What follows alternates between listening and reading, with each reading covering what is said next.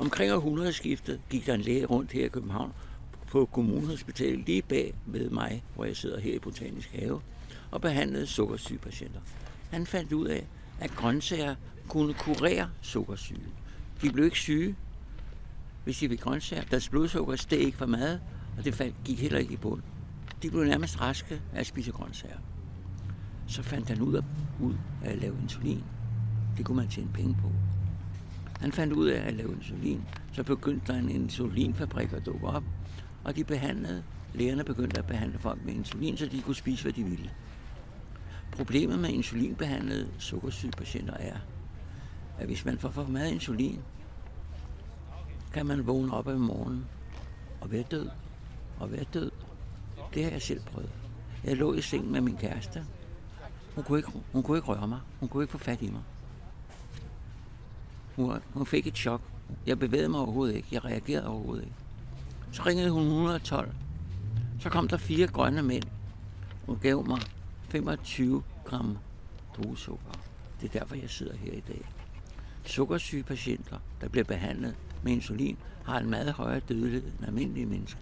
De har en dødelighed, der er 5 eller 10 gange højere end andre mennesker. Så det er en meget farlig behandling at behandle folk med sukkersyge, hvis de ikke syrer deres insulinindtag rigtigt. Og det er der nogle mennesker, specielt ubegavede, gamle mennesker, der fumler rundt i det, der klokker i det.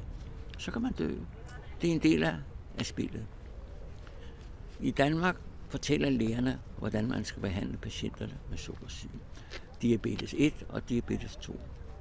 Der er en amerikansk læge, der Anderson, som i 1983 fandt ud af, at ca. 95% af diabetes 2-patienter kan klare sig helt uden insulin ved hjælp af en højfiber grøntsagsdiæt. Jeg gik ind i litteratur og fandt ud af, at man kunne behandle mig med grøntsager, med grove grøntsager, undgå hvidt brød, undgå kød og mælkeprodukter, hvorefter jeg langsomt kunne klare mig helt uden insulin. Jeg fik 35 enheder på Rigshospitalet. Men efterhånden, som jeg skiftede diæt, så fandt lægerne på Rigshospitalet ud af, at jeg slet ikke behøvede at have insulin. Jeg gik fra 35 enheder insulin ned til 0. Og det skyldes, at jeg fandt den diæt, den såkaldte Andersons diæt, hvor grøntsager kan reparere ens behov for insulin, således det helt forsvinder. Og min dødelighed falder dermed også til 0. Eller den bliver jeg har lige så stor dødelighed som resten af befolkningen. Det er en fantastisk fordel at ikke falde død om på grund af en forkert insulinbehandling. Ja, mit liv er blevet langt bedre efter, jeg er gået over til grøntsager. Og jeg synes, det er en katastrofe, at mine medborgere her i Danmark skal dø, fordi lægerne skal have profit, og Novo Nordisk skal tjene penge på det. Jeg mener, der er tale om en nærmest national katastrofe af uhyre dimensioner, som lægerne ikke tager alvorligt. Vi er fuldstændig i lommerne på pengene, og ikke på de mennesker, vi er sat til at beskytte her på jorden. Jeg mener, at det er en skandale, at Danmark ikke sørger for, at der er nogle folk, der kigger på, hvordan man i virkeligheden skal behandle diabetespatienter. Nu bygger København et diabetescenter henne på Nørrebro for 1,5 eller 1,5 milliard kroner, og nok betaler Novo Nordisk. Jeg ved ikke, hvem der har betalt det. Men de informerer folk forkert. Folk dør som fluer, hvis de har sukkersyge. De taber arme og ben, bliver blinde eller døde om morgenen, hvis de har taget for meget insulin. Og Danmark er ligeglad. Der er så mange penge i det.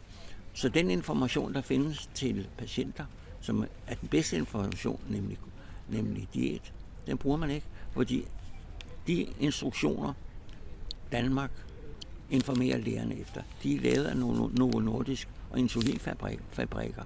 Så der er tale om en uetisk, efter min mening, en kriminel organisation, som behandler diabetespatienter i Danmark. Det er rigtigt nok, Novo Nordisk giver en milliard profit i mange 100 milliarder, eller hvad det er. Det er enorme tal, men det er baseret på svindel. Jeg mener, Novo Nordisk og sukkersygebehandling i Danmark er en kriminel organisation. Jeg mener, at det er en skandale, at der ikke er nogen, der griber ind over for det enorme svindelnummer, at det kommercielle verden er vigtigere end menneskenes liv. Jeg mener, at det er en skandale. Jeg mener, at staten burde vågne op, til de ikke sidder og sover henne på Christiansborg og drikker snaps, i stedet for at behandle sukkersygepatienter på en rimelig måde. Tak.